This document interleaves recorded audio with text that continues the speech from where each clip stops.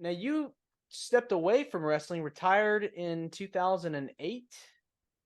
Yeah, so I worked full time from when I started in '95 till about mid 2001. Um, by the time 2001 rolled around, I was really beaten and banged up. I was hurting really bad all the time, because again, I'm working with a lot of really big guys because I'm a great bump taker, and a lot of the guys that you see on TV who are the smaller guys that are good bump takers, they only have to take those super bumps here and there. I was taking those bumps every single week somewhere else on a different show. I started slowing down a good bit in 2001, and it was several different things that led into it. Like I said, I was tired and hurting. I thought I was going to have an opportunity to go make a good showing at the power plant. That fell through.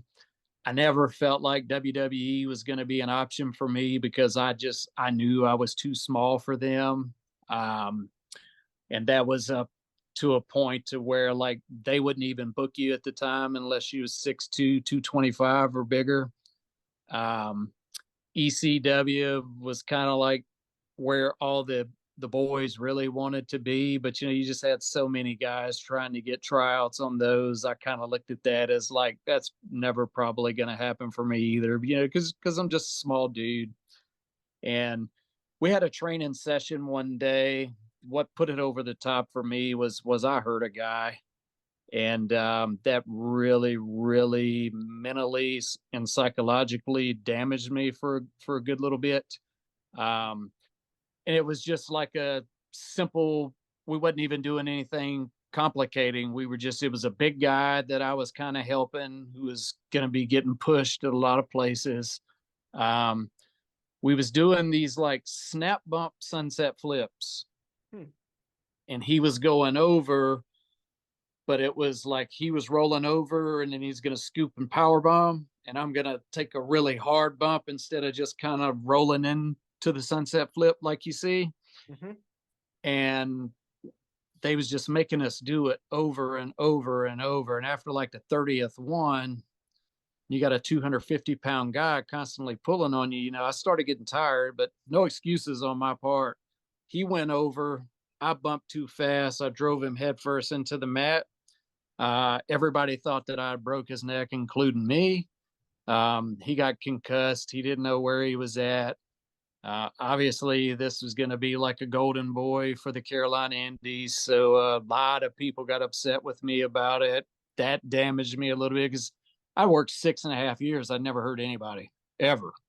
And, nor would I, man. Like I have a wife and 6 kids at home. My sole responsibility is taking care of the guys or women who is in that ring or in that match with me. That's my number one job, is to protect people. And that damaged me when I almost broke his neck. It worked out. He didn't break his neck. Um, he only missed like a week, and then he was back. And he was actually the first guy who reached out to me and said, "Hey, look, man, there's no problem with me. Like, I know you didn't do it on purpose. This isn't ballet. It is what it is. We're good. Come on back." But it just damaged me, and I knew that I needed to step away. So I kind of stepped away for a good little bit in 2001. I took about a year off, and then I come back on a part-time basis through 2008. I would work shows for people that I knew, or friends of friends as favors locally, that type of thing. But I only worked full-time 95 to 01. Wow.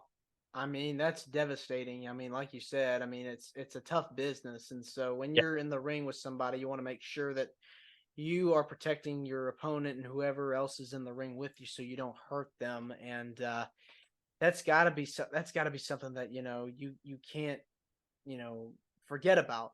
You know. Yeah. Yeah, and a bigger thing for me was, it's hard to explain, but it's like psychologically, I didn't want to disappoint any of the boys.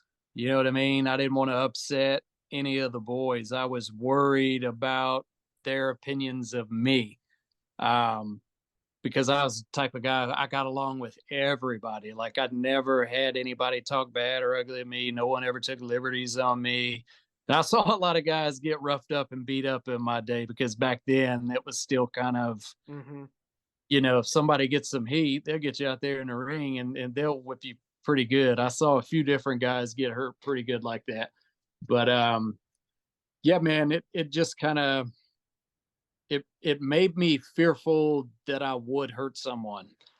And one of the first things that CW taught me was if you're scared, don't get in here because you are going to hurt yourself or more importantly somebody else. And that always stuck with me. And when that psychologically affected me, I was like, I can't do this anymore right now. I have to step away. And that's what I did. Sure.